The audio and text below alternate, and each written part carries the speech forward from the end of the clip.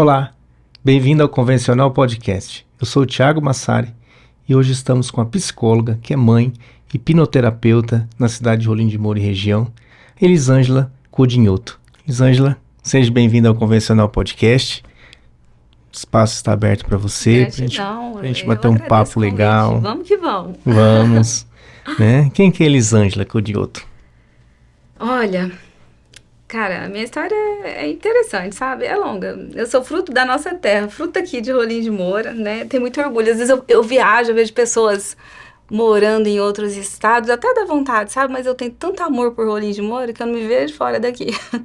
Então eu sou fruto disso aqui. Eu cresci aqui, vejo Rolim crescendo, vejo Rondônia avançando. Para mim é incrível ser quem eu sou, a psicóloga que nasceu aqui, que cresceu aqui e que hoje dá frutos para essa cidade maravilhosa e para o estado de Rondônia. Como você vê Rolim e Rondônia quando você diz que vê esse crescimento, que você vê esse potencial? Como é esse potencial?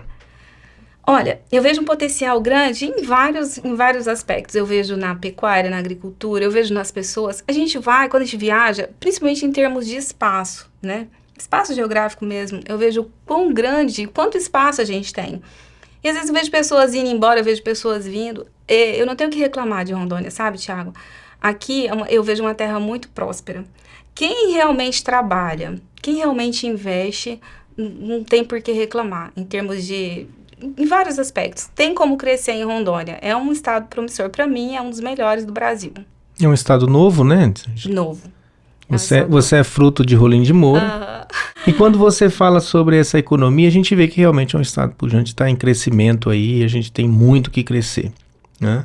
E o lado humano, que é a tua área, que é a sua praia, aquilo que você se dedicou, que você formou, como que você vê essa parte humana no estado de Rondônia, em especial na nossa região aqui? Como é esse povo rolimorense, esse povo rondoniense? Então, Thiago, para mim, assim, Eu gosto de ver o ser humano como eu me vejo, sabe? Eu lembro que um dia, tudo começou, um dia eu caminhava ali perto da padaria, antiga padaria Pão de Açúcar, acho que eu tinha mais ou menos 7 anos, 7 para 8 anos, a gente morava no sítio, já tinha morado aqui, meu pai mudava muito, eu estudei tudo quanto é escola de Rolim de Moura, sério, eu passei por todas as escolas, CDA, Cândido, Monteiro, Maria Rabelo, todas as escolas que você imaginar, a Luísa eu estudei aqui. Todas. Até o Nilson Silva. Enfim, um dia caminhando com a minha mãe, eu comecei a me questionar, puxa vida, de onde é que a gente veio? Quando eu não estava aqui, onde é que eu estava? Porque, né, para falar do lado humano, a gente tem que se questionar, é uma questão filosófica e tal. E aí, esse foi meu primeiro questionamento como pessoa, né, como ser humano. E aí, a gente passava muita dificuldade, tinha muita dificuldade mesmo, caramba, assim, naquela época a gente até passava fome, era difícil. Meu pai tinha tinha dinheiro, mas naquela época a terra não valia dinheiro. Não sei se você lembra disso, que terra, muito né? pouco, né? Trocava em bicicleta, né? Sim. Meu pai trocou numa casa velha perto da rodoviária, era 20 alqueires de terra ali em Nova Brasilândia, enfim. E aí, a gente tinha terra, mas não tinha condição, enfim... E esse foi meu primeiro questionamento. E aí a gente foi embora pro sítio, fui estudar, né? Aqui na cidade eu cheguei a trabalhar de empregada doméstica por muito tempo. Depois trabalhei 5 anos numa loja. Depois fui vender roupa, Goiânia, buscar roupa, vender aqui e tal, prejuízo e tal. Enfim, mas nunca desisti daqui. E até que um dia, cara, eu falei assim, gente, o que eu vou fazer da vida? Comecei a estudar educação física, desisti, não tinha dinheiro para pagar a faculdade. Primeira turma da FACIMED. Depois... comecei a estudar administração na Farol, falei, não é pra mim isso. E aí um dia eu vi uma psicóloga, né, a Patrícia Lizia, a minha inspiração, ela assim, eu vi ela lá na Igreja Batista, falando, falei, gente, que mulher inteligente, quero ser isso aí. Tá, eu quero ser psicóloga igual ela. Mas não tinha curso de psicologia aqui ainda. E aí eu esperei, aí eu comecei a fazer pedagogia, eu fazia pedagogia à tarde na Unir, eu fazia psicologia à noite, quando abri o curso, então eu fazia os 2 cursos. Dava eu de motinha indo pra lá e voltava e tal. Enfim, aí eu descobri a psicologia, e foi através da psicologia que eu fui entender o ser humano, principalmente me entender. Entender aquilo que é trauma, aquilo que é emoção. Eu lembro que um dia, eu tenho uma professora que ela é evangélica, a gente estava na igreja, e ela orou, colocou a mão na minha cabeça e falou assim, ó Deus, cura as emoções da Elisângela. Tava acho que no 4º período de psicologia, eu falei, gente, que será essas emoções? Onde é que tá isso? E hoje eu posso explicar com clareza em termos de respostas viscerais o que são essa tal de emoção, o que são essas emoções. Dos traumas e emoções. Sim. Qual que são essas diferenças? Na verdade, trauma é tudo aquilo que atravessa o fator crítico da mente, na mente consciente, instala ali na memória subconsciente, ou seja, na nossa memória de longo prazo, uma emoção, um sentimento. E mesmo que você ache que esqueceu, aquilo vem em termos de resposta visceral, onde o seu corpo sente. Por exemplo, o que é ansiedade? Tem muita gente, virou moda falar assim, eu tô estressado, eu tô ansioso. Mas existem vários tipos de ansiedade. A síndrome do pânico, por exemplo, é uma ansiedade. Uma fobia social é um tipo de ansiedade. Mas o que é isso? É o teu corpo, é o corpo do sujeito que sente, batendo batimentos cardíacos, ou seja, o CNA, Sistema Nervoso Autônomo, mais necessariamente o simpático, ativando o corpo do indivíduo para que ele age diante de um perigo. É só isso. Mas o corpo reage, então. O corpo reage. É o que há um sentimento. Há um trauma, algo que foi registrado dentro da mente dele. Exemplo. Vou usar exemplo do Covid aqui. Posso? Sim. Vamos lá. Eu gosto muito das histórias de Nasruddin. Nasruddin, ele estava indo para Bagdá e ele encontrou com a peste. E aí a peste falou assim, onde você vai? Ele perguntou para a peste, onde você vai, peste? Ela falou assim, eu tô indo ali em Bagdá matar 10 mil pessoas. Aí ele falou assim, tá bom, posso fazer nada, né? E a peste foi lá. Depois de um tempo ele encontra com a peste de novo, fala assim, peste, mas você mentiu para mim. Você falou que ia matar 10 mil pessoas. A peste falou assim, não menti não, Nasruddin. Matei as 10 mil. Ele falou assim, e as outras 90 mil? Aí a peste respondeu, as outras 90 mil morreram de medo. Moral da história? O que aconteceu com o Covid? Não existe história mais lógica que faz tanto sentido para mim explicar a ansiedade como essa. O que acontecia? Eu vou explicar agora para você. Nós temos no nosso cérebro o sistema límbico. O sistema límbico, ele compõe o quê? As amígdalas cerebrais. Essas amígdalas, elas guardam as nossas memórias e as nossas emoções. Diante de uma ameaça de perigo, exemplo, o medo, elas são ativadas. E quando, o que acontece com a ansiedade? Coração acelerado. Aí vem os sintomas, mão suada, coração acelerado. É um medo. E isso o quê? Esse medo exacerbado de morrer, porque tem toda aquela questão do medo em volta do Covid, fazia com que as pessoas desenvolvessem uma ansiedade, é o que cai o sistema imunológico, e aí ativa as doenças que já tinham nelas. E aí tem toda uma complicação. Naquele livro lá, o Mais Esperto que o Diabo, né? Não tem? Ele fala sobre isso. O ponto-chave dele é o medo. Exatamente. O que bloqueia o homem? O medo. O que o inimigo faz? Instala o medo. Ele fala que o diabo, ele coloca na mente das pessoas o medo para que ela não exercite a fé. E você acredita no diabo? Que existe? Eu acredito que exista o mal. O mal. Ele pode ser representado. Essa forma diabo que pregam seria só uma forma de institucionalizar ela? Penso que sim. Eu acredito que o diabo, ele é representado por várias pessoas até. Pelo mal, pela maldade. Dentro do meu consultório, Thiago, é como se eu lidasse... É sério, é como se... É claro que eu uso a crença de quem tá ali no tratamento, mas... Eu uso, se for levar em outros termos, eu estou expulsando o diabo. Porque quando a pessoa carrega o ódio e a mágoa é uma água amarga que o indivíduo carrega. Quando ele perdoa, ele destrói essa mágoa. É água, né? Essa água amarga, quando ele perdoa, é sério. Quando ele perdoa o outro, uma pessoa que foi abusada, ela tem que perdoar o abusador. Se ela não perdoa, é ela que vai sofrer de depressão, de ansiedade ou qualquer outro trem. Qualquer outra síndrome ou transtorno, entende? Então, quando ela perdoa... Muita gente não perdoa porque fala assim, ele não merece o meu perdão. Mas tem aquele ditado, se você não perdoa, você toma um copo de veneno e quer que o outro morra. Então, por que é tão difícil? O quê? O perdão. Porque perdão é uma decisão. É tão difícil. É uma decisão. Se fala-se tanto em todas as áreas, tanto na psicologia como na parte religiosa, sempre se fala perdão. Todas, eu acho que é uma base universal, o perdão. E por que um negócio tão simples que está lá dentro do ser humano é tão difícil de fazer? É difícil, não é fácil. Eu levei 40 anos para perdoar meu pai.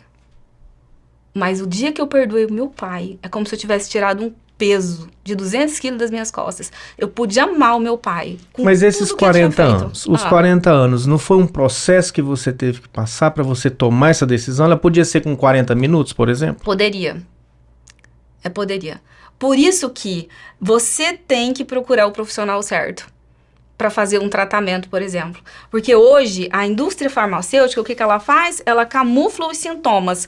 Quando passa a medicação, tô com ansiedade, vou lá tomar um medicamento para ansiedade. Tô com depressão, vou lá. Só que a causa daquilo não é tratado. O que causa? O que está causando aquela depressão? O que está causando aquela ansiedade? Então, se você não estou excluindo o tratamento psiquiátrico, medicamentoso ali, farmacológico, não. Mas, é preciso, tanto que eu faço os encaminhamentos. Mas é necessário fazer junto um acompanhamento psicológico com o profissional certo para acessar a causa daquele problema e tratar. Entende? Eu vou te dar um exemplo. Eu atendi uma cliente e ela tinha muito medo de morrer. Ela ficava desesperada, falou assim, eu não tô curtindo o aniversário da minha filha, dos meus filhos, eu acho que eu vou morrer, eu acho que vai faltar, eu não tenho coragem de fazer por exemplo, fazer uma cirurgia, enfim, qualquer coisa, não tenho coragem de sair, viajar, porque eu acho que eu vou morrer e meus filhos vão ficar sem mim, etc. Vamos fazer o processo dela, o tratamento dela, sabe o que era o medo? Ela, na infância, tinha sido deixada pela mãe, que a mãe trabalhava no garimpo, e ela pequenininha fica na casa dos parentes. E aí ela esquece disso. Só que quando ela é mãe, o que acontece? As amígdalas são ativadas, né? CNA vem, ativa, ela chama de ansiedade, e ela sai de noite, Thiago, pega o carro sozinha, eu vou morrer, eu vou pro hospital. Entendeu? O que acontece? Porque tá sendo ativado. Medo de acontecer o mesmo que aconteceu com ela, com os filhos dela. Já pensou? O que é a cabeça? E aí todo mundo fala ansiedade, vão tomar remédio pra ansiedade. Não trata não pra ver. Vai ser bem paliativo, remédio. Né? Vai morrer. Diz que remédio chama remédio que é pra remediar, né?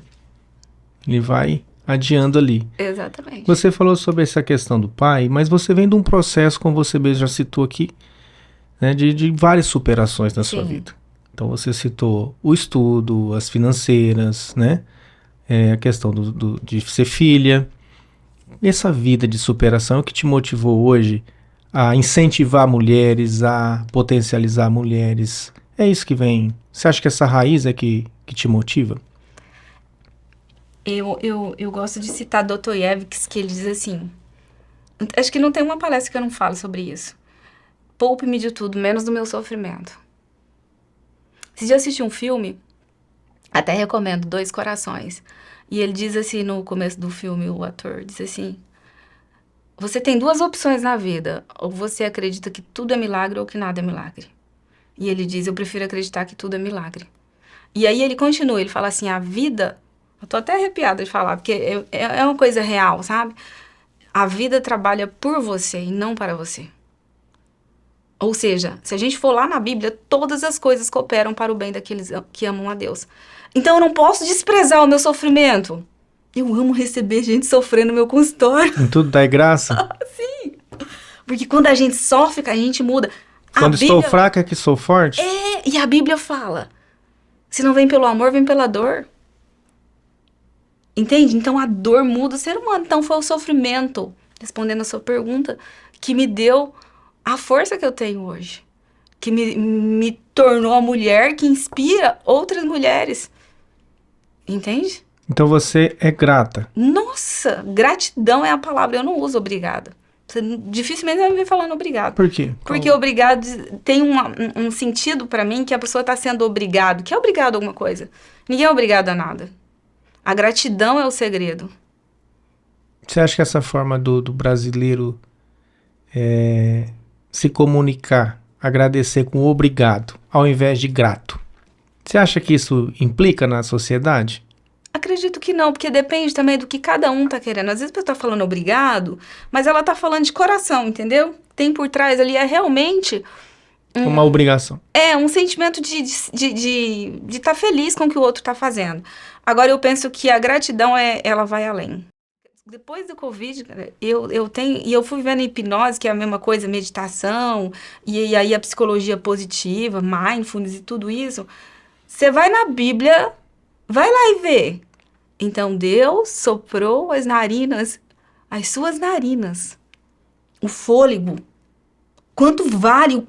Quanto que as pessoas pagavam por um negócio de oxigênio lá? Você lembra disso? Opa. E às vezes a pessoa tá respirando. E quantas com dinheiro para pagar não tinha? Não tinha. O dinheiro perdeu o valor, né? Quanto vale esse ar que você tá puxando aí agora? Não tem dinheiro. Eu lembro do Carlos Alberto, da Praça é Nossa. O pai dele ficou doente, ficou mal. E aí, o Silvio Santos falou assim, onde tiver saúde pro seu pai, você vai comprar, que eu pago. E ele não achou. Entendeu? Então, o bem mais precioso que a gente tem de tudo aqui é a nossa respiração, a nossa saúde, é estar bem. E o pós-Covid? Consultório encheu de gente no pós-Covid? No pós, não, durante tudo. Eu nunca fui tão abençoada em termos financeiros, em termos de crescimento no Covid. Tem gente que reclama que ficou pobre no Covid, que não sei o quê. E eu não fui hipnotizada de forma negativa, não. Eu trabalhei muito, entendeu? Então, as pessoas que se deixaram afetar foram hipnotizadas, de um modo geral, pela mídia, ao meu ver, meu ponto de vista, entendeu? Por esse medo, por essa neurose coletiva de que se saísse de casa ia morrer. Ai, porque não sei o quê. Não. Tem muitos cursos que eu já fiz que você ficar em casa, você ficava ali respirando o ar, entendeu? Então você tinha que sair mesmo. Mas a política, de um modo geral, colocou, e a maioria obedeceu. Eu não obedeci, não. Eu continuei minha vida normal. Se eu falar pra você assim, que eu parei a minha vida no Covid, eu não parei. E eu vi que quem não parou também sobreviveu, ganhou dinheiro, né? E muita gente ficou bem financeiramente, ninguém não perdeu, entendeu? Quem soube trabalhar, quem soube continuar a sua vida, quem tomou os cuidados que precisavam ser tomados, continuou. E a vacina? Superou. Você era a favor ou contra? Com certeza a favor. A favor. A favor. Até que me prove o contrário, né? Por enquanto tá funcionando. E essa parte, Elisângela, que você falou que você ficou hipnotizado, você não ficou hipnotizado pela Covid. Você já tocou no assunto de hipnose, você que você é hipnoterapeuta. Né? E o que é essa hipnose pela Covid? Você não ficou hipnotizada pela Covid. O que é essa hipnose que você está pincelando bastante aqui? Porque, Thiago, tudo é hipnose. As pessoas têm medo porque associam a hipnose, se você estudar a história da hipnose, está ligada um pouco a misticismo, está ligada a algumas questões espirituais, está ligada à hipnose de palco, que é muito aquilo que a gente vê na TV, nos filmes.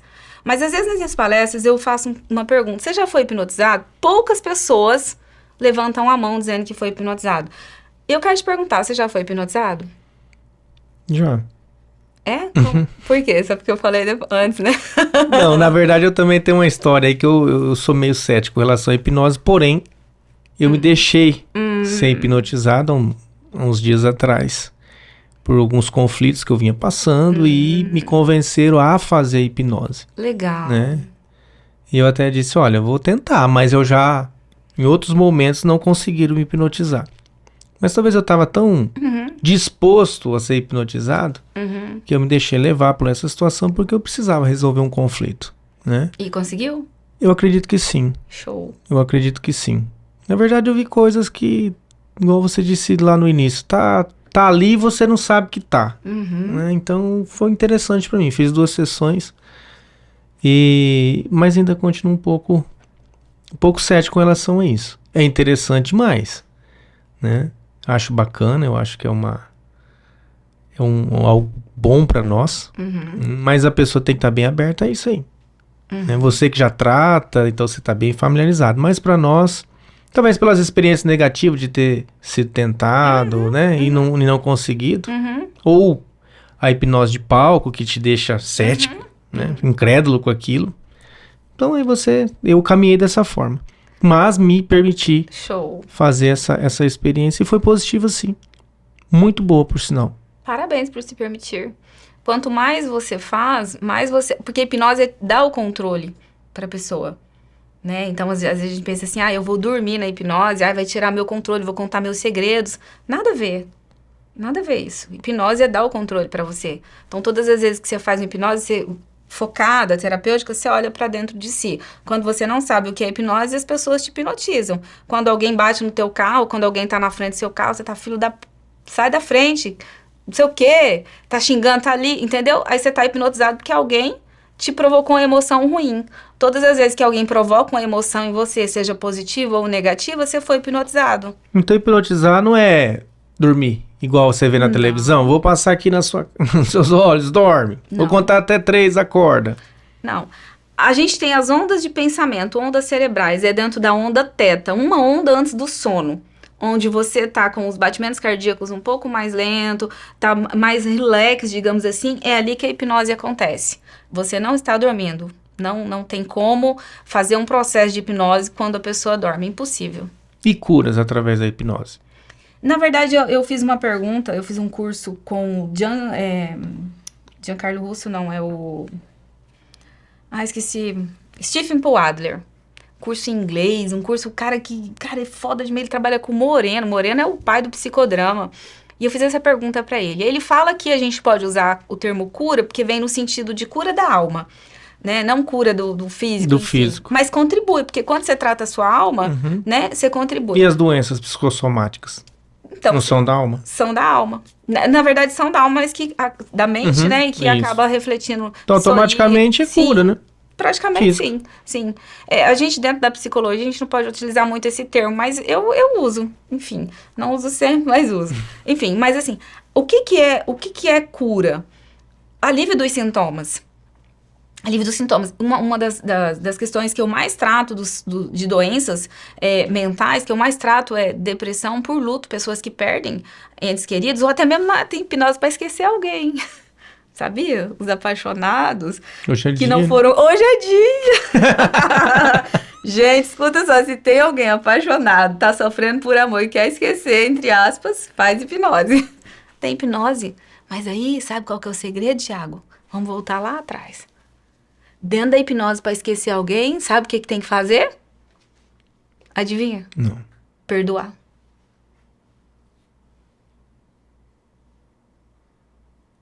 Perdoar. Por isso que Jesus diz tanto sobre perdão? Você é cristã? Sim. Você é cristã. Uhum. Por isso que Jesus... todas as terapias que eu fiz, tudo que eu estudei, tudo que eu já vi, se resume nos 2 principais mandamentos que Jesus deixou. De tudo que eu já estudei, eu fiz mestrado, eu sou formada por 3 escolas internacionais de hipnose. Eu sou formada agora por terapia de reintegração implícita, TRI. E tudo que eu estudei, tudo que eu li, todos os artigos, os meus 8 anos de professora de psicanálise, entre outras disciplinas de orientação, tudo o que eu vi até hoje, todos os livros que eu li, se resume naquilo que Jesus deixou como mandamento. Amai a Deus sobre todas as coisas e o próximo como a ti mesmo.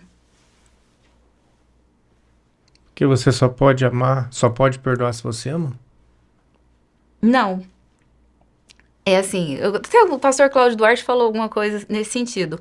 Você não é obrigado a gostar de todo mundo, mas você é obrigado a amar. Você tem que amar. Então, o que é gostar? Gostar é quando você quer estar próximo. Eu gosto de você. Conviver, né? Conviver. Agora, amar, você tem que amar. Por isso que é o mandamento, você amar o próximo. Amar. E amar é decisão. É responsabilidade, cara. Amar uma pessoa que abusou. Eu já atendi pessoa que foi abusada pelo pai. E aí ela tem que perdoar e amar.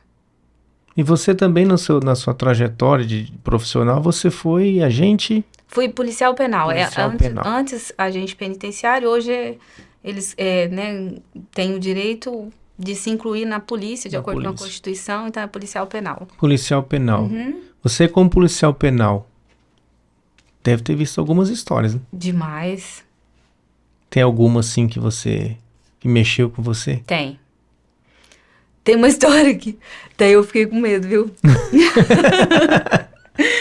Tiago, eu tava atendendo um homem, e aí ele falou assim, tem 3 irmãos presos. Eu falei, meu Deus, isso aqui aconteceu nessa família, 3 irmãos presos. Aí eu fui procurar o que tinha dado errado, o que aconteceu na família dele, e falei assim, como era? Seu pai e sua mãe... Não, meu pai e minha mãe são casados, meu pai e minha mãe são evangélicos, são cristãos. Aí eu falei assim, e seu pai, né, como é a tua relação? Meu pai é muito meu parceiro. Aí eu, gente, mas o que... Ele tinha matado uma mulher, tá? Eu falei assim, mas... E já tinha matado 2, era a segunda pessoa que ele matou. Mas como... Meu pai é tão meu parceiro, que no dia que eu matei, ele passou o dia inteiro amolando facão pra mim. Você vê? Por que que os filhos matavam? O pai incentivava? De forma indireta, sim. E você falou sobre base evangélica, né?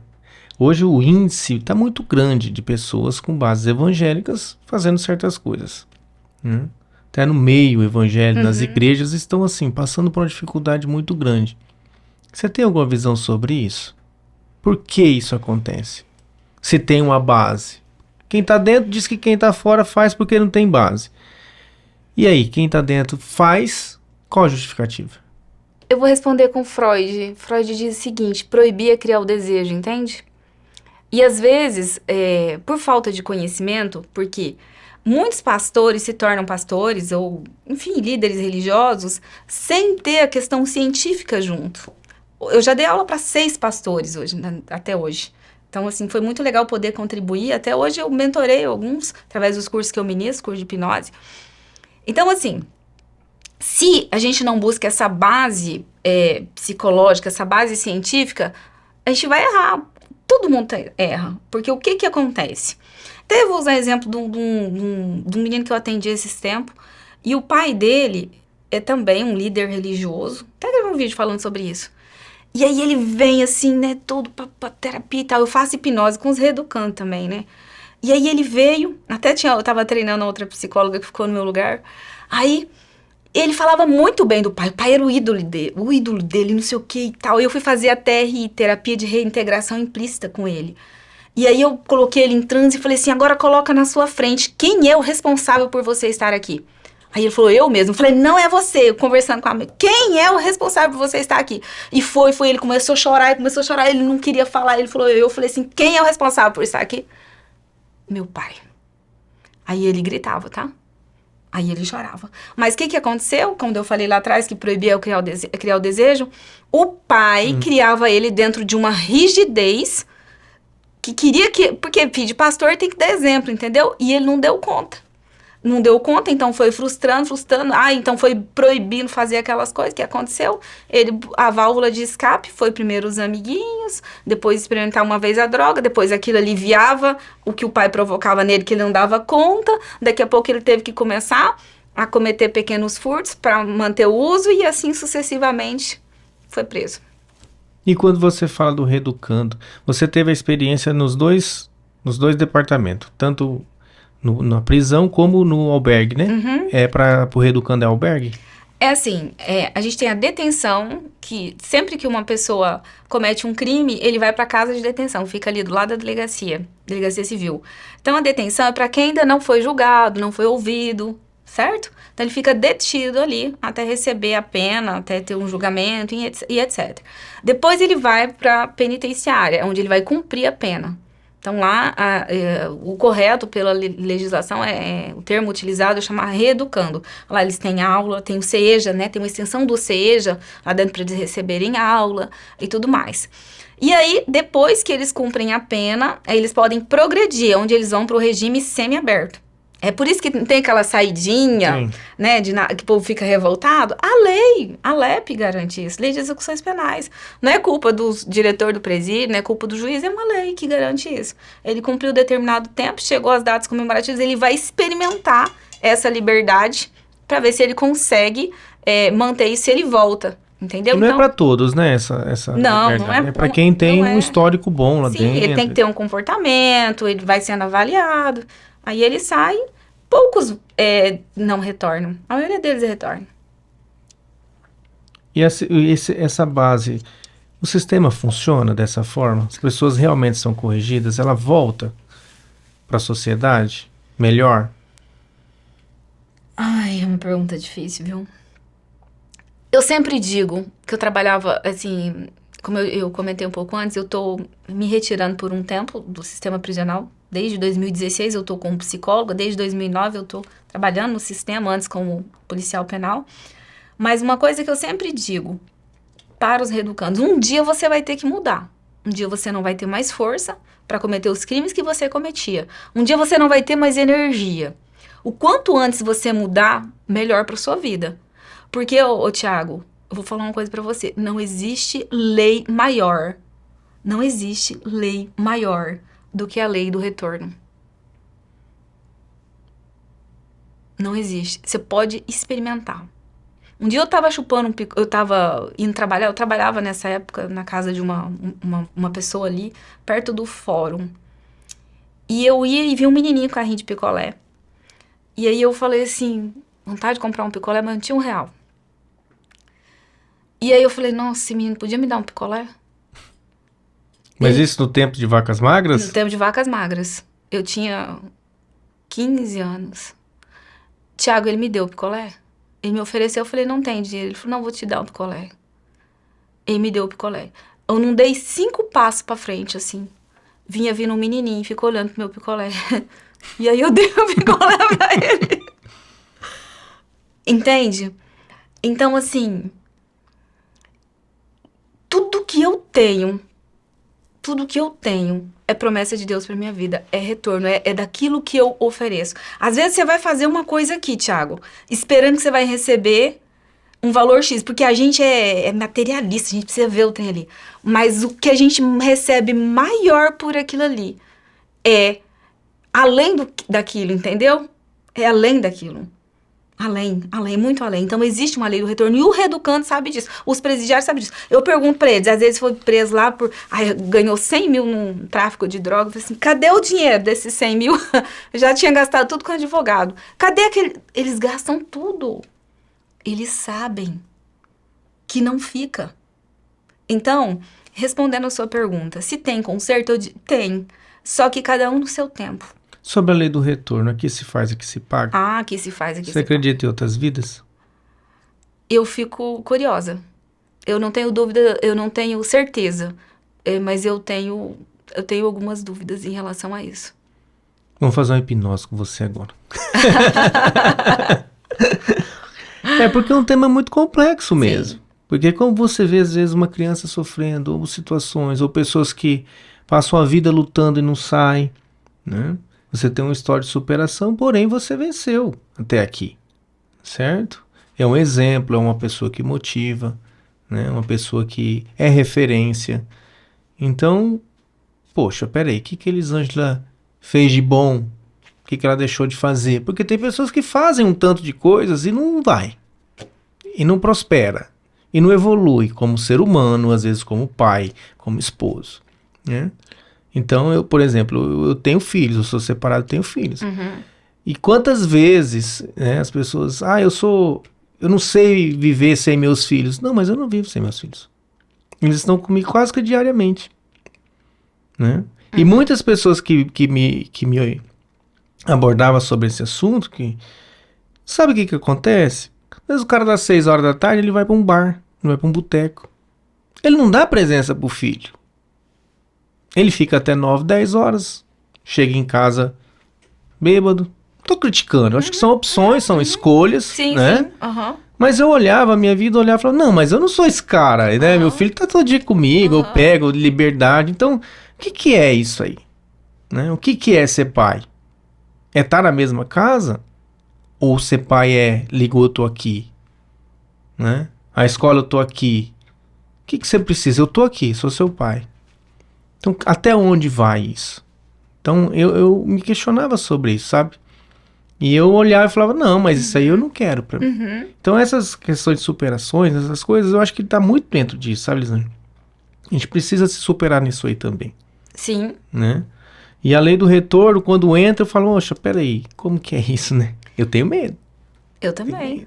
Eu tenho medo, mas eu tenho consciência de que aquilo que eu emano seja uma palavra. Se eu tô emanando coisa ruim pra você, aquilo vai voltar pra mim.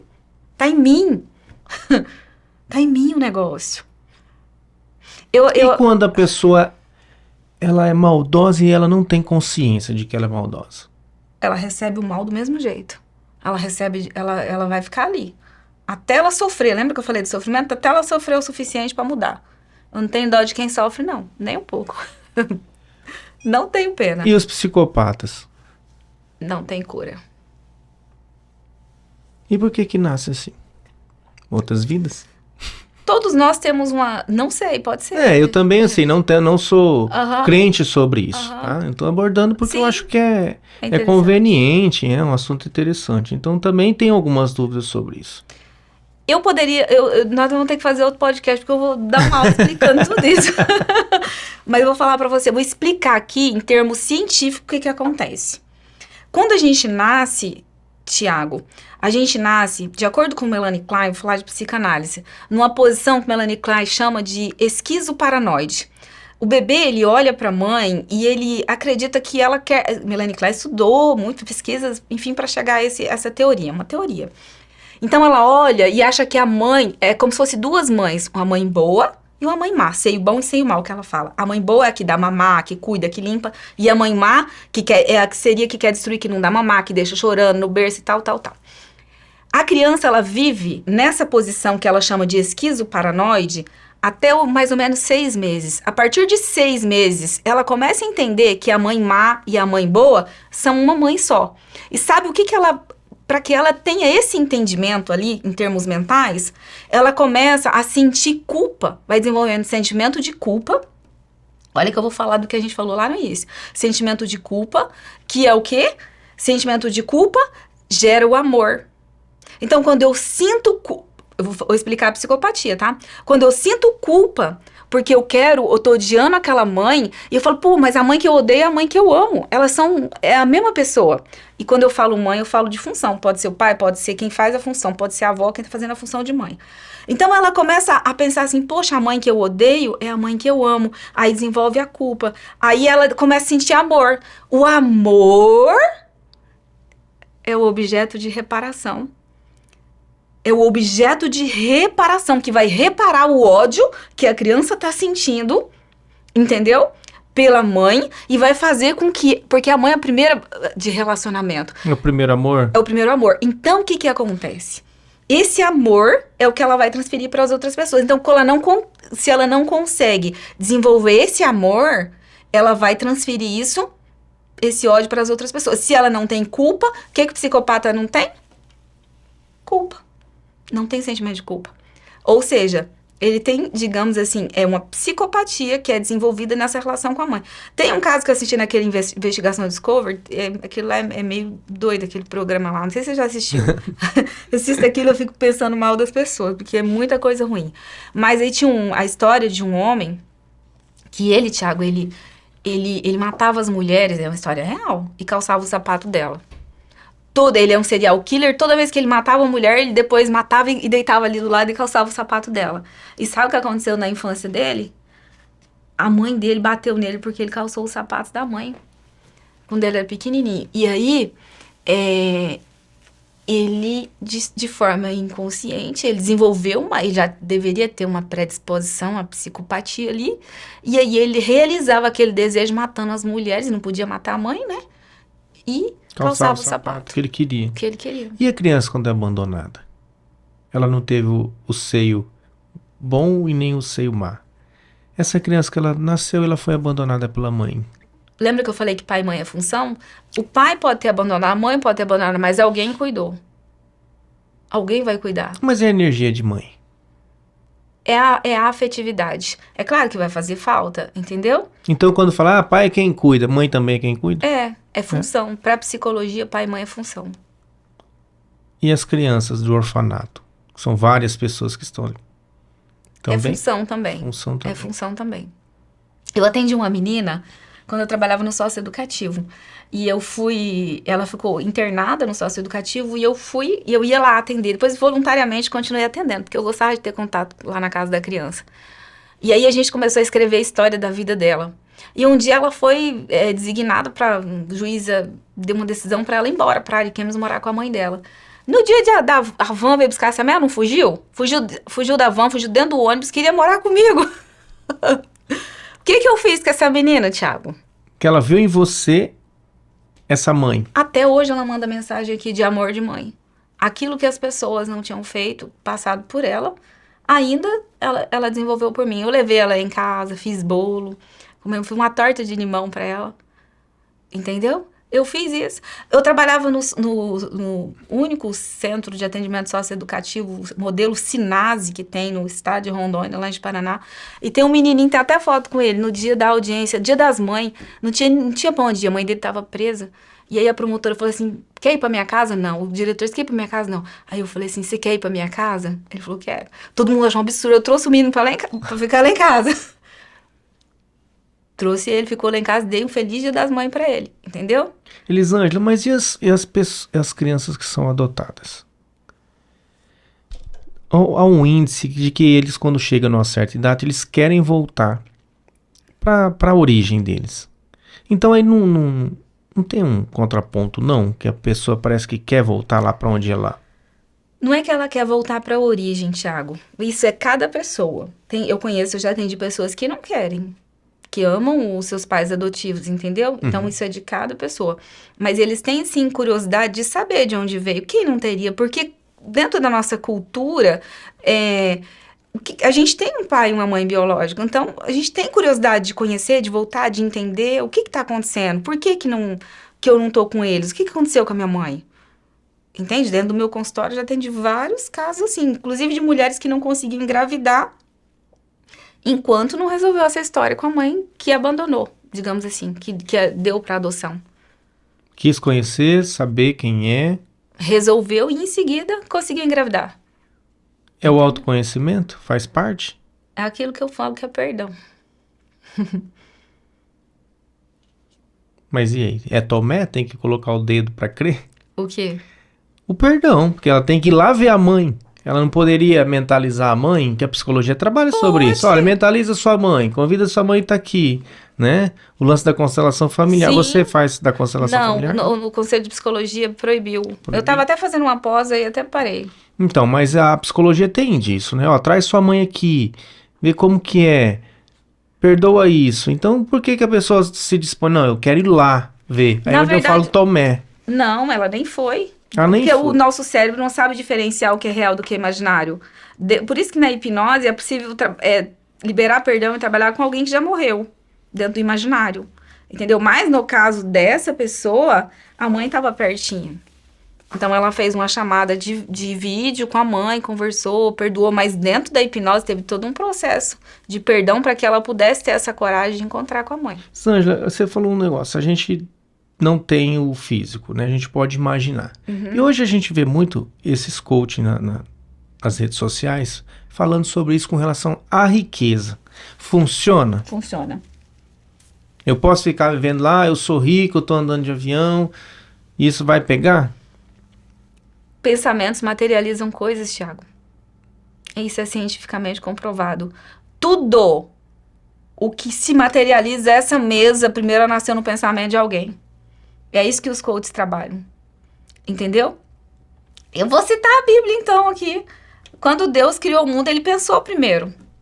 Você acha que ele só criou? Se eu ficar pensando, vai acontecer. Se você pensa que pode ou que não pode, das duas formas você tá certo. Você tá pensando do mesmo jeito, né? Então é nesse aspecto que os coaches... Só que eu não acredito no milagre dos coaches, entendeu? Que é só o pensamento. Existe pensar e agir. O pensar e agir, mas contribui muito. Contribui. Eu dentro da anamnese que eu faço, eu traço todo o meu atendimento, a gente traça metas de tratamento. E aí, às vezes, a pessoa chega e fala assim, eu tô infeliz, eu tô muito triste, eu tô com ansiedade. Eu falo assim, me fala 10 coisas que você quer mudar. Se você estivesse diante de Deus, qual a primeira coisa que você pedia? E ele não pede o primeiro objetivo que ele veio, que tá sofrendo. Dificilmente ele vai pedir. E às vezes ele não consegue pedir nem 2, nem 3, e são 10, e eu tenho que ficar esforçando. E como que uma pessoa vai alcançar coisas, metas, objetivos na vida dela se ela nem consegue pensar naquilo? Então tem que pensar, o pensamento atrai, sabe? Eu fiz esse início de ano um workshop com 46 mulheres online, e aí eu construí todo um programa de a gente criar metas, e inclusive eu fiz as minhas metas, eu tô na metade das minhas metas já, conseguindo tudo aquilo que eu planejei. E quem pensa negativo também? Também. Vai dar tudo negativo. Vai dar negativo. Eu amo aquele filme, o documentário O Segredo, né? Super já tentei assistir ele várias vezes, não consegui terminar de assistir. Pode assistir, faz um esforcinho e assista. Porque é difícil pra mim. Preciso quebrar esse paradigma aí. De acreditar que é só isso. Não é só isso. Não Mas passa por isso. Passa por isso. Porque é tão fantasioso. Vou ficar pensando aqui no avião, o avião vai chegar. Não. Faça a sua parte que eu lhe ajudarei, é bíblico. Isso que eu tô pregando aqui, né? Eu acho que não é, mas é que você tá hipnotizado lá na Igreja Batista, que a mulher... Não, nem frequenta. Não, lá atrás que te motivou. Não. E ela nem falou de hipnose aquele dia, só vi ela cantando. Sério, nem falou de psicologia. Mas olha, eu nem frequento igreja. Eu até vi uma postagem hoje que o Deus tá na gente, né? Deus é amor, ele tá na gente. É simples. Não precisaria, né? O bom de ir, de frequentar, né, de criar os nossos filhos na igreja, porque a gente aprende. Sabe o que eu vi esses dias? Acho interessante, até vou comprar uma Bíblia assim. Eu assisti um vídeo do Pablo Marçal e ele faz hipnose pura. Eles não falam que ele faz hipnose assim. Tem um Paulo Vieira e tal. Tudo isso aí no final, por trás é hipnose, mas eles não utilizam o nome hipnose. E aí, uma moça perguntou pra ele assim, como é que você faz pra fazer palestras, todas as palestras, todos os treinamentos, você nunca repetir um conteúdo? Ele falou assim, ele fez mais de 2.000 lives na época da pandemia, ele não repetiu nenhum conteúdo. Ele falou assim, porque eu aprendi com o mestre. Um dia eu fiquei 1 ano, comprei aquela Bíblia que tem as letras vermelhas onde Jesus fala, e eu aprendi com ele. Porque tudo que eu falo dentro de ciência ou dentro de outras questões motivacionais dos livros que eu li, tudo tem a ver. Lembra que eu falei pra você lá no início? Tudo tem a ver com aquilo que Jesus falou. Esse dia eu entrei num debate sobre isso. O cara... Pra que ler esses caras se cada 5 páginas ele cita a Bíblia? Lê a Bíblia. Não é? Por que eu vou comprar um livro do Paulo Vieira se a cada 10 páginas, 5 ele cita a Bíblia? Eu vou ler a Bíblia. Lê a Bíblia. Vou ler Provérbios, Sabedoria, Eclesiastes. Tá tudo ali. Tá tudo ali. A base é a Bíblia. Então pra que eu vou? Tem aquele livro lá, Salomão, o homem mais rico que existiu. Um best-seller, já tá entre o top 10 lá, tem 3 anos. Cara, não tem uma página daquele livro que não tem um versículo bíblico. Então por que não lê a Bíblia? Por que você vai comprar um livro? E eu questionava sobre isso, entende? Então pra quê? Porque ele incentivava a ler. Eu falei, tá, mas eu já tentei ler. Só que você vai ler, toda página ou na segunda página tem uma citação bíblica. E ele vai, né, redigir sobre aquele versículo. Então lê a Bíblia. Que é a base pro cristão, né? Que é a bula da vida do cristão. Então vai direto na fonte, pra que rodear? Então a gente entrou nessa situação, porque eu vejo que eu gosto muito de assistir Pablo Marçal, né? E eu vejo que ele sempre que alfineta, sempre que ele chega na encruzilhada, ele cita a Bíblia e acaba o assunto. Porque não tem o que discutir. Não tem o que discutir. Pra quem crê, né? Elisângela, e dentro desses atendimentos seu, da história da psicologia, teve algum caso que não teve solução? Alguma situação assim que... Na verdade, tudo é um processo.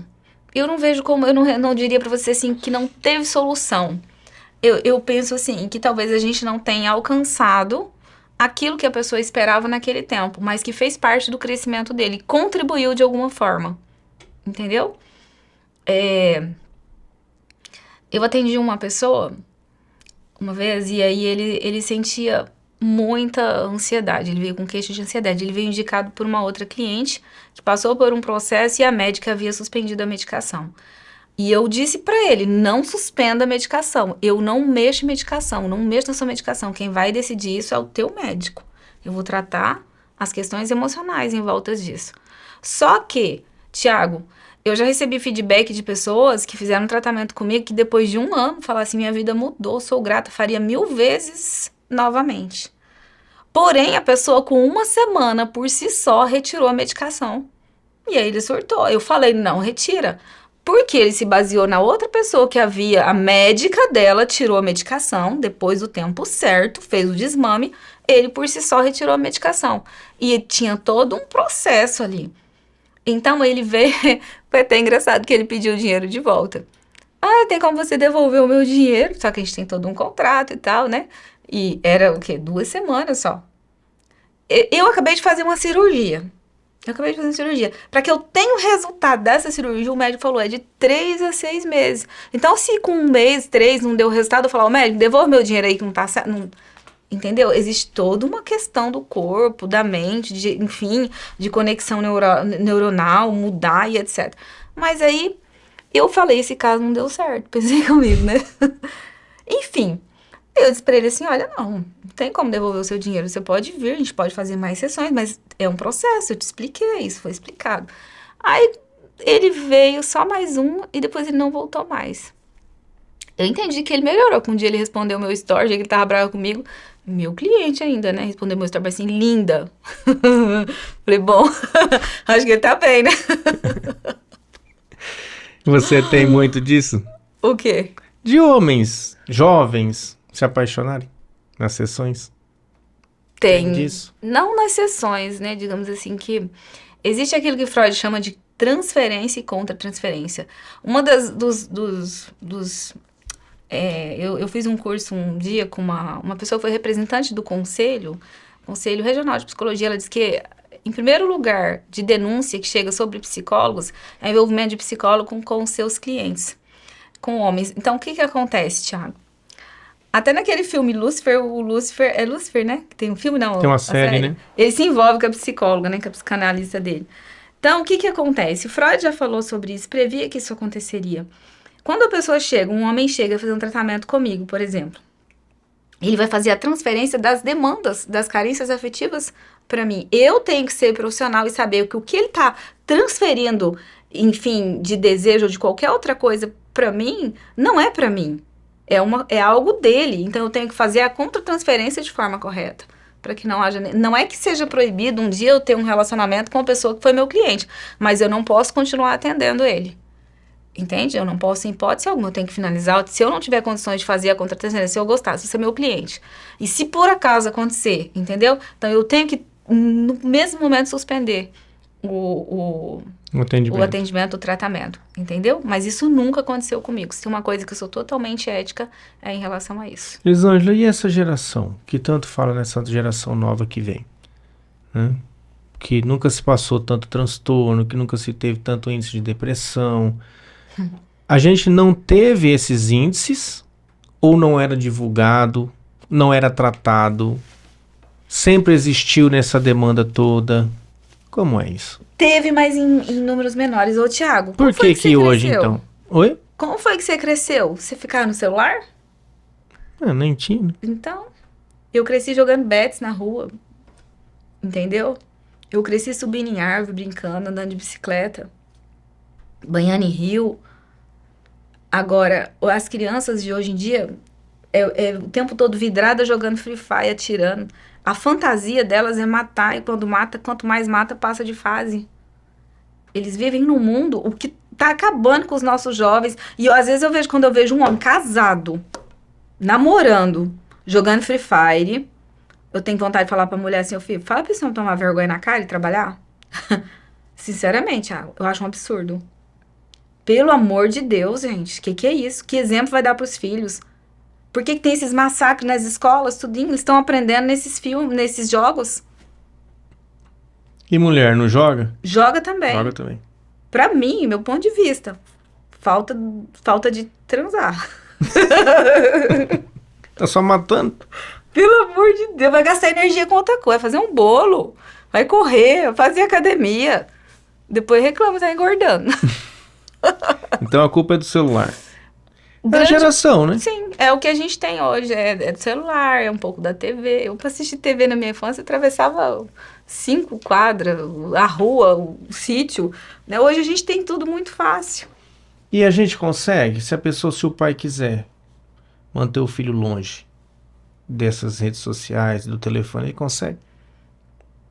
Você acha que não é um retrocesso para a criança? Não consegue. Hoje faz parte, né? Faz parte da nossa vida. Mas eu penso que, assim, lá o meu filho mesmo, ele é proibido de jogar Free Fire. Ele não tem instalado no celular dele. Você quer ter celular? Você tem, mas Free Fire não.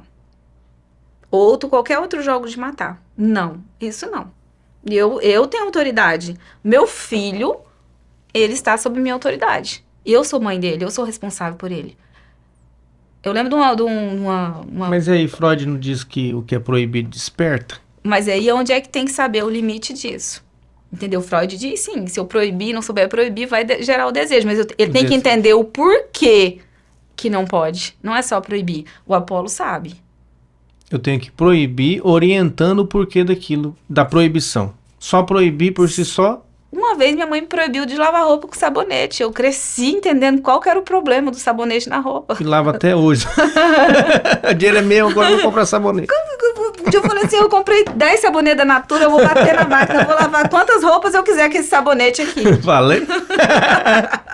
O dinheiro é meu, como o sabonete é meu e eu vou lavar. Eu fiz uma hipnose. Na hipnose eu fui nesse dia, tá?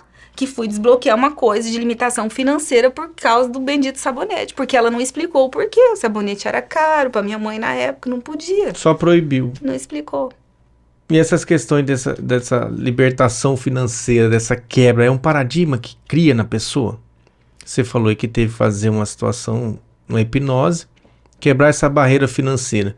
Você acha que muitas pessoas que passam por situação financeira são essas crenças limitantes que tanto falam? Totalmente. Totalmente. Tiago, um dia, falando dessa quebra, no dia dessa hipnose, eu passei, ó, tem pouco tempo isso, eu fui para um curso de hipnose. Aí eu passei lá em Porto Velho e eu olhei um carro, eu tinha um Onix, eu falei assim, eu vou comprar, trocar meu carro, vou comprar um de 70 mil, que é o que eu posso pagar. Aí eu fui. Aí eu olhei um carro, teto solar e tal, da Hyundai, lindo, 130 e poucos mil. Falei, nunca que eu posso ter esse carro. Eu fui e fiz lá uma hipnose para desbloquear a crença financeira. Tiago, de verdade, isso foi final de janeiro. Eu voltei em maio, fui lá e comprei o carro de 130 mil. Marca uma sessão aí, vou fazer uma sessão. Vou fazer uma sessão dessa aqui. Mas eu acredito, nisso eu acredito. Eu só fui até hoje onde minha mente me permitiu, onde eu trabalhei. Porque é tudo crença. Tudo crença. Quando você olha 10 mil, 50 mil, 100 mil, 500, meu Deus! Parece que nunca mais... Pra quem pega 500 mil é fácil. Quem já ganhou 500 mil uma vez, ganha facinho de novo. Cabeça já... É crença. Abriu, né? Aham. É tudo crença. E esse empoderamento feminino?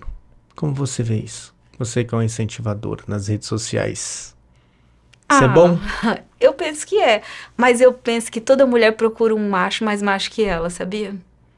Por mais que a gente seja empoderada, digamos assim, que a gente queira comandar e tal. Mas quer ser comandada. Tá na natureza. Mulher gosta de homem que paga a conta, que abre a porta do carro, que dá presente, que banca as coisas. Por mais que a mulher seja independente e empoderada, Thiago. Não existe esse negócio de... Empoderamento eu penso que vai muito no sentido de... É o que eu penso, né, assim, da gente ter a nossa independência, pra gente ter porque a mulher, quando ela é muito submissa, muitos homens, às vezes, pela criação, pela cultura também, às vezes eles costumam, digamos assim, diminuir a importância dela e ter um comando maior. Mas quando ela tem um empoderamento, se acha bonita, é uma questão de autoestima também, de alto valor. Os dois crescem juntos, é importante esse crescimento junto, ao meu ver, né? E tá difícil os relacionamentos? Você falou aí que acha que é legal o homem pagar a conta. E a gente vê todo mundo rachando conta, né? Cada um paga o seu. Você acha que a mulher se desmotiva ali? Pelo menos no início do relacionamento, sim. Duvido que uma mulher, por mais dinheiro que ela tenha, ela gosta de pagar a conta. Não vem, não. Ela perde a admiração e o tesão pelo cara. Perde. Agora depois não. É do homem, né? É, do homem. Cara, eu até assisti esse de um vídeo falando assim que o homem tem que ser o macho que carrega a sacola, que vai lá, entendeu? E que faz. O homem, ele tem que mostrar que o homem nasceu pra prover, provedor, é isso. Agora não, depois que casa, tá ali, ó, meu bem, hoje eu não tenho dinheiro. Mas então tá bom, eu pago, porque tá junto, tá construindo juntos, entendeu? Aí é diferente. Mas em alguns momentos, cara, o homem tem que... E quando a mulher deixa o homem atuar dessa forma? Não fazer, na verdade, e depois ela vai sentir essa necessidade lá na frente? E aí, como que fica o relacionamento? Depende da mulher. Tem mulher que vai gostar de fazer isso, mas ela comanda o homem. Mas aí tem o homem também que gosta de ser comandado, entendeu? Então o relacionamento é um encontro de neurose. Relacionamento é um encontro de neurose. E aí vão... Talvez os opostos se atraem? Talvez Esquece. sim, talvez não. Ou semelhança atrai semelhança? Às vezes sim também. Explica melhor essa neurose. O que é o encontro de neurose? Que agora fiquei com medo. Deixa eu ver aqui. Vou explicar o que é neurose pra você, então. Todos nós somos neuróticos. Sabia que você é neurótico? Ah, eu sei. Você sabe o que é uma... Eu sei que eu sou neurótico. Todos nós temos nossas manias, enfim, nossos traumas, nossas questões, nossos fantasmas. Porém, eu vou explicar neurose e vou falar de psicose para você entender a diferença. Existem vários filmes de psicose, a pessoa teve um surto psicótico, não sei o quê. O que é a psicose? É quando a pessoa rompe com a realidade. Quem é neurótico ainda está dentro daquilo que a gente chama de normalidade. Porém, o psicótico é aquele que surtou. Entendeu? É aquele que rompeu com a realidade. E tem gente que tem um surto, mas ele volta para neurose. E tem gente que surta e que não volta. Não volta porque não quer? Não, não é ou porque rompeu não mesmo, volta não mesmo. dá conta. Ele vai viver na fantasia, na perseguição e etc. Não é uma fuga, então. Não. Fugir e não consigo voltar mais. Não é. É uma doença real. Mesmo, é real. É uma doença psicológica. Você vê essas pessoas mental. Que perambulam pela rua, que em Rolim de Moura a gente tem bastante índice disso aí. Saiu, rompeu, não volta mais. Não dá conta. Quer ver uma pessoa que rompe com a realidade, mas ela tem um trauma muito grande, né? Às vezes tem surtos que a pessoa entra num surto psicótico, mata. Muitos surtos em relação à traição, em relação a questões traumáticas, né? Tem outros surtos que ela entra e não sai mais. Como você está falando, a questão de quem morador de pessoas que moram na rua, ou que faz maldade mesmo, ou que tem algum tipo de transtorno mental, que antes ficavam internados nos hospitais psiquiátricos e etc. Esses não voltam. Infelizmente não. Não querem voltar. Ou não volta porque... Não volta porque não dá conta. Não dá conta? Não dá conta. Só remédio. E a hipnose, nesse caso, ela não tem... Eu atendi um rapaz um dia... Porque assim, para eu fazer a hipnose, tem que avaliar para ver as condições ali. Hipnose nunca é contraindicado, sempre vai ajudar. Porque a gente entra na fantasia. E esse menino, ele tinha um desejo de matar os pais dele. E aí fui fazer um processo com ele, fazer um teste para ver o que dá para ajudar ali, né? E aí ele se imaginava que ele era não era um calango, era um... Como é que chama aquele? Parece calango, mas é grandão. Esqueci o nome daquele bicho. E ele entrava naquilo, na mente dele era aquilo, ele tinha uma psicose. E às vezes aquilo, dependendo, se ele não tomasse a medicação, ou dependendo do estresse que ele sofria, aquilo ficava muito mais real. E aquele menino tem uma predisposição de um dia, se ele for frustrado, de matar os próprios pais. Ele não tem uma reversão, digamos assim. Então, ele tem uma psicose. É a mesma coisa que esquizofrenia? Sim. São vários tipos, né? Vários níveis de esquizofrenia. Então, dependendo do nível da esquizofrenia, da fantasia que ele tem, a gente consegue acessar e mudar alguma coisa, mas nem sempre é possível. E ele também não se arrepende depois? Não tem. Lembra que falou do sentimento de culpa? Não tem. Não tem. Pra ele é normal. E você acha que esses jogos, eles estimulam isso? Com certeza. Sabe por quê que estimula? Vamos supor que... Vamos falar de criança. Criança é como... Não é que seja um disco limpo a cabeça, porque a gente recebe aí, onde fala do inconsciente coletivo, a gente vem com uma carga que a gente vai recebendo aí, né, dos nossos pais e das suas mães. Porém, essa fantasia, ela não está registrada dentro da mente ainda totalmente. Porque não tem memórias, as memórias vão sendo criadas à medida que a gente vai vivendo, que a gente vai se emocionando, e isso vai registrando na mente subconsciente, criando um reservatório de memória. Aí, quando a criança fica repetindo aquele jogo de matar, o que vai fazer? Vai registrando na memória. O que vai fazendo ela mudar de fase? Porque ela tem ali, tem até hoje em dia, eles recebem até dinheiro. Tem um banco lá que eles compram, não sei o que. Sim, tem lá, que vai vender o jogo, vende um dinheiro que vale aquilo lá. Mais ou menos, entendo isso, mas é mais ou menos isso. Vende roupa, vende as... Sim, então o que acontece? Eles são, gente, isso é o quê? Eles têm um reforço positivo. Por ganhar, por matar, e aquilo tem um prazer, tem um gozo. Eu ganhei, eu passei de fase, eu matei mais, eu consegui destruir. Então, aquilo vai se tornando, dentro da mente do indivíduo, um prazer. Não quer dizer que todo mundo que joga vai se tornar um... Entendeu? Tem gente que consegue lidar com isso. Ele tem que ter uma predisposição. Aquele que tem uma predisposição, ele vai... Aí isso é a chave. Essa é a chave. Dá o start ali. E se um dia ele pode ser não ter predisposição, mas um dia ele tem uma arma. Ele já viveu aquilo a vida inteira jogando. E ele passa num momento de estresse. E ele tem a pessoa ali na frente dele. Tá ali com a mulher, com a namorada, com não sei quem, com o pai, com a mãe. Ele vai repetir o que tá no jogo, porque ele já fez aquilo um monte de vezes. E nessa geração, a gente falou sobre a depressão, falou sobre essa situação dos jovens. E esse índice de autismo que a gente tem hoje no Brasil, no mundo, não sei qual que é a nível de mundo. Eu falo mais a nível de Brasil e na nossa região também. Por que esse índice tão grande? Olha, Thiago, eu vou falar pra você. Até tenho... Hoje eu tava Você conversando... atende esse público? Não, eu já trabalhei com a pós em psicopedagogia, já ministrei aula sobre autismo. Hoje eu estou desatualizada em relação às últimas pesquisas sobre o autismo e as causas do autismo, tá? Então eu não vou me adentrar nesse assunto porque eu não vou falar de causas e eu gostaria de falar. A gente pode marcar um outro dia, eu trago conteúdo para você porque eu gosto de me basear cientificamente, não é a minha área, tá? Então não faço avaliação de autismo. Porém, igual eu tava falando, hoje eu encontrei com o... Como que chama o filho da Adélia? É Tiago? Tiago, né? Uhum. Tiago. E eles têm... Cara, eu amei isso, essa associação, né, dos pais autistas para dar apoio às famílias. É muito importante esse apoio. E eu me coloquei à disposição para colaborar de forma terapêutica, né, a esses pais, em relação ao que eles precisarem. Porém, as causas do porquê há essa grande demanda surgindo cada vez mais, eu não sei te dizer especificamente. Porque, assim, não escolhe classe social, né?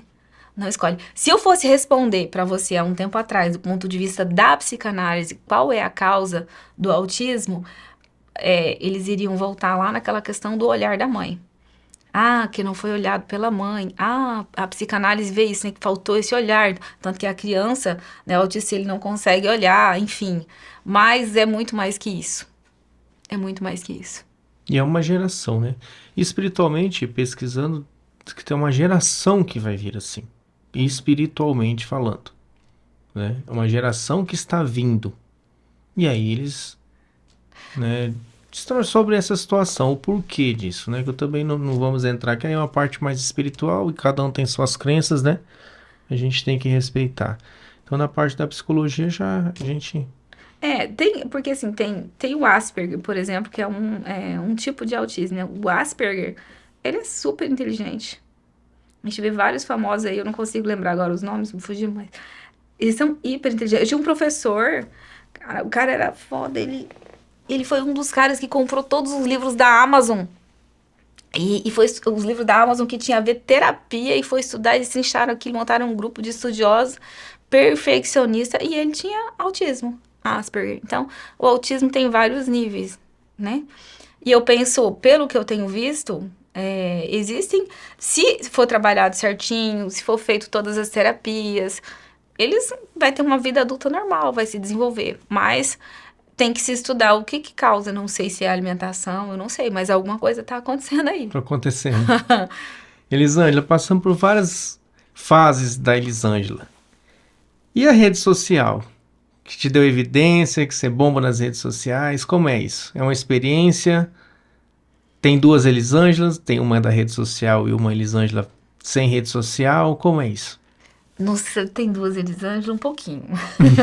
Porque assim... Quem é psicólogo é muito cobrado. Eu gostaria de ser...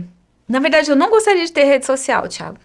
Eu gostaria de viver em off. Mas não é uma ferramenta positiva para você? Positiva demais. Amo ter o contato. Consigo colaborar com muita gente.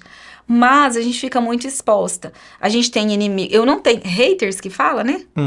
Eu não tenho. Declarado, não. Esse dia um amigo meu perguntou, você tem hater? Eu falei, não, o que é isso? Eu não tenho. Mas assim... O que é a rede social? Por que é importante? Hoje, para mim, um profissional que não tem uma rede social movimentada, e que não posta, e que não sabe alimentar, ele tá perdendo cliente. ele tá perdendo pessoas. Então, hoje, Instagram, Facebook, TikTok são meios incríveis para divulgar o nosso trabalho, para nos conectar com os clientes, com os nossos clientes. Então, assim, para mim é incrível, só que existe uma disposição de energia para que você mantenha aquilo lá, né? Para que você consiga contribuir. O tempo todo eu estou pensando, todos os dias, em colocar alguma coisa de útil para que os meus seguidores possam acessar Isso é você. Isso sou eu, entendeu? Então, assim, agora, para eu chegar onde eu cheguei nas redes sociais, eu tinha muito medo. Ixi, eu tinha medo de falar, eu tinha medo de errar. Só que um dia eu aprendi que quanto mais simples a gente fala, mais gente vai entender. E aí eu comecei a falar do meu jeito, comecei a postar, e hoje eu acho incrível. Hoje eu gravo um vídeo, não fico gravando 10, não. O primeiro tá lá, não importa se tem erro, se não tem, é esse que vai pra... Você acha que é essa identidade simples que a pessoa tá voltando a buscar? Eu acredito que sim. Porque eles vão se conectando, né? Aí você fala alguma coisa que conecta. Aí entra a hipnose, entendeu? É onde as pessoas vão sendo hipnotizadas por mim e não sabem. Porque eu tô me conectando com elas através de uma emoção. Tá, mas você é profissional da psicologia. Tem seu consultório, você tem atendimento, você tem trabalho social e a rede social. Ponto. E as pessoas e as mulheres que só vivem de rede social, elas são escravas da rede social? Essa geradora de conteúdo? Porque você disse que tem que ficar gerando conteúdo. Eu não sei se elas são escravas, porque eu poderia dizer por elas, mas tem um gozo por trás disso, né? Eu não sei se elas são escravas, mas eu poderia dizer, será que elas são totalmente felizes com isso? Porque eu vejo gente que tem não sei quantos mil seguidores e não é feliz. Apresenta uma vida que não é real. Minha vida é real. Aquilo que eu posto, eu vivo. É aí que tem a questão, que é o X da questão. Será que elas postam o que elas vivem? Eu vivo o que eu posto e vice-versa, entende? Você posta o seu dia a dia. Sim. E o que eu sou, eu não minto a respeito disso. A realidade, aquilo que eu acredito é o que eu posto. Aquilo que eu vivo, Thiago, em relação à minha vida profissional, em relação a tudo que eu sou, é o que você vê na minha rede social. Seria impossível ter duas caras, entende? Só que para eu chegar, e aonde que tá? Onde eu estou hoje, eu tive que tacar... Pode falar palavrão? Quebra de padrão. Foda-se. É certo. É sério. Foda-se. É foda-se mesmo. Porque se fosse me importar com o que as pessoas falam, eu não seria quem eu sou hoje. E para que a gente consiga criar uma identidade, se a gente precisa... Porque vai ter um monte de gente julgando. Ah, eu tenho tatuagem? Eu tenho minha tatuagem. Eu posto vídeo lá, foto que mostra minhas tatuagens. E então, assim, eu não vou ter cliente evangélico por causa... Muito pelo contrário. Não tem nada a ver. As pessoas não querem saber da minha pele, por que eu fiz minha tatuagem. Elas querem saber da qualidade do meu serviço, do meu profissionalismo. Entendeu? Então, eu não me escondo. Eu sou eu mesma. Eu fiquei afastada do presídio esses tempos, acho que foi 1 semana ou 2. E aí... foram denunciar o MP, ou não sei se foi como é que fala? Os advogados lá? OAB? Não é OAB, Defensoria. Ah, tá. Falaram, foram fazer denúncias que estava sem psicólogo o sistema. Aí eu falei, gente, por que então não faz a denúncia que não tem nas escolas? Lá nunca tem. Olha só. Tudo bem, eu penso que é imprescindível que tenha, sim, psicólogo dentro do sistema prisional. Eu fazia um trabalho de qualidade lá dentro, incrível. Eu fiz, deixei minha marca lá, nesse tempo que eu fiquei. Porém, dentro das escolas precisa, porque é um trabalho preventivo.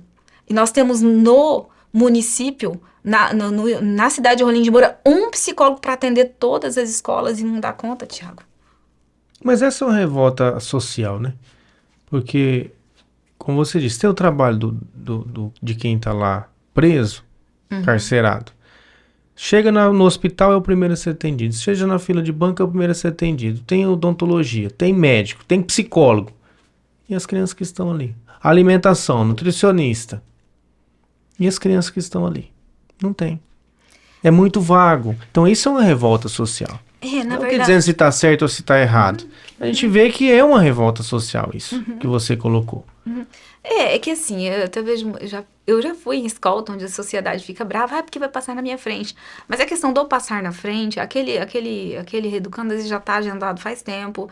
E eles não podem ficar ali até para não colocar em risco a vida das pessoas que estão ali, entendeu? Também. A sociedade se revolta mesmo. Nós temos um instinto punitivo. A gente quer... Quando aquele homem que matou aquele menino na Cidade Alta, você lembra? Recentemente um caso que o menininho estava vindo da escola e um ex-presidiário matou. Gente, depois ele se enforcou lá dentro da cadeia e o povo vibrou com aquilo. Aí você lembra do filme, que tem até uma série, Hannibal. Por que o Hannibal se tornou Hannibal? Porque ele comeu a carne do irmão sem saber. Então, veja bem, é como se você fosse picado pelo veneno, entendeu? A maldade está no ser humano também. A gente quer olho por olho, dente por dente. A gente quer que seja punido. Há muito índice de suicídio lá dentro do presídio? Não, pouco. Mas tem todo um cuidado, tem todo um... Eles cuidam muito bem para que não aconteça. Muito bem. Tem tudo, né? Fica separadinho, fica pelado para não pegar. Senão eles pegam a cueca, Thiago, transformam em corda para se enforcar. E eles se enforcam numa porta da minha altura. Eu não sou muito alta, né? 1,60 m. Sério, eles querem tanto morrer que se enforca ali. Então pode deixar com roupa nenhuma, senão eles se matam. Tem que estar cuidando o tempo todo. Nossa. Mas e o que leva? Porque se arrependem lá dentro? Não vê saída, né? Isso. Não vê saída mais. Tem saída. Às vezes a família abandona, a culpa é muito grande. Esse menino mesmo, esse que matou o molequinho. Cara, eu sou muito curiosa, né? Eu queria muito atender ele depois que ele matou. Só que ele tava no RDD lá. E aí, a juíza, ele pediu pra juíza na audiência para que eu pudesse atender. Eu falei, nossa, eu quero. E as minhas amigas, Deus me livre, eu não vou atender esse preso de jeito nenhum. E não sei o que. Eu falei, eu quero. Chega meus olhos brilham, eu quero saber o que passou na cabeça desse homem. Eu atendi ele, Thiago. Eu atendi ele. E ele só não morreu antes porque ele falou pra mim que tinha feito uma corda pra se matar. E não tinha se matado porque ia falar comigo antes. Aí eu tinha um policial junto comigo, eu pedi pra retirar a corda. Depois não sei como que ele fez outro... Não sei o que aconteceu lá, o que aconteceu que ele realmente se matou. Mas eu atendi ele. Aí eu fui conhecer a história dele. Aí se você vai conhecer a história dessa pessoa, igual eu conheci, aí você entende o porquê que ele se transformou no monstro que ele era. Mas isso é uma justificativa, não? Não. Nada se justifica? Não seria uma justificativa, mas tem uma explicação. Tem uma história, né? Tem uma história do porquê. O que fizeram com ele? Então, entra aqui numa questão ética, que eu não posso mencionar detalhes, sim. Mas ele realmente passou coisas piores do que o menino que ele matou passou. E a sociedade? Tem muitos monstros sendo construídos? Muitos. Infelizmente. E isso aí começa onde? Em casa? Uhum. Em casa é o maior problema? Em casa e dentro das famílias, né? Principalmente por causa dos abusos que acontecem. Muito abuso. Dentro de casa? Dentro de casa. Isso gera monstros? Também. Se não gera monstros, gera depressão. Quando você fala sobre abuso, eu vejo que mexe com você. Porque esses abusos que você escuta são abusos sexuais? Uhum. É. Com meninos, meninas ou só meninas? De 10 clientes que eu atendo com depressão, 8 foram abusados. Dentro de casa? Uhum. Dentro de casa, pelo professor. Eu acompanhei um caso de uma menina que o professor era de dentro da casa dela. Era naquela época que a merenda era feita no fundo da escola e o professor abusava dela dentro da escola. É muito abuso, Thiago, é muito abuso. E eles me contam, tá? As pessoas contam. Porque a gente guarda muito segredo, né? E esses segredos é o que acaba, sabe? E você não sente isso? Isso não pesa pra você? Pesa. O dia que eu trabalho com uma pessoa que eu faço hipnose e trabalho isso, eu não consigo nem fazer uma caminhada depois. Você faz terapia também? Faço. Faz. Uhum. Eu preciso deitar na rede, eu fico cacau a minha terapia também, diária, né? Minha cachorrinha. Eu deito, é pesado, tá?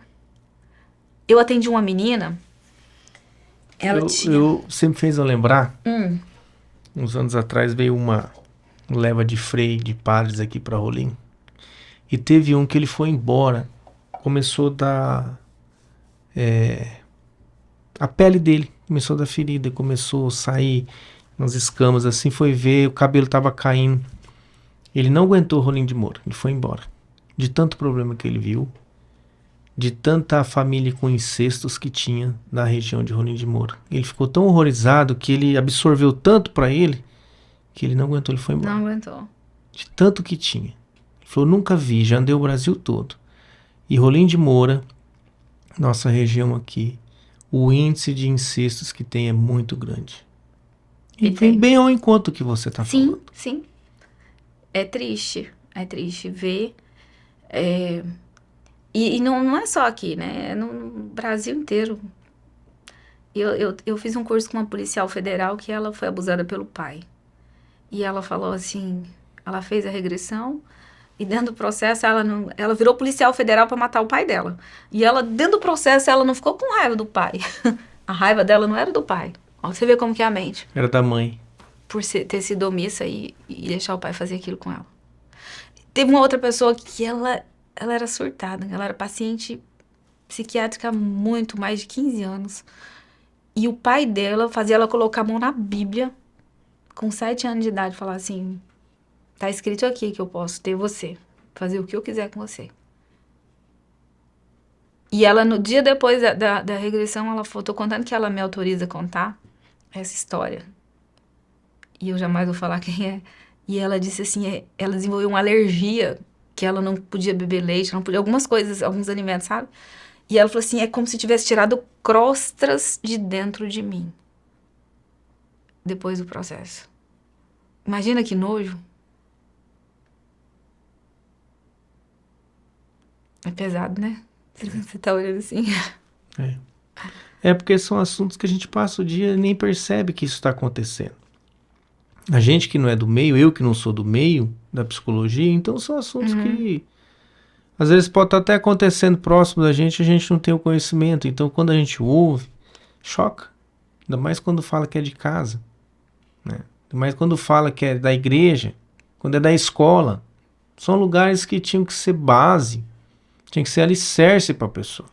E não é. E tem pessoas assim que, cara, às vezes é igual você falou, dentro da igreja, às vezes é uma pessoa que representa a sociedade, e aí depois aquela pessoa, a filha ou o filho vai lá.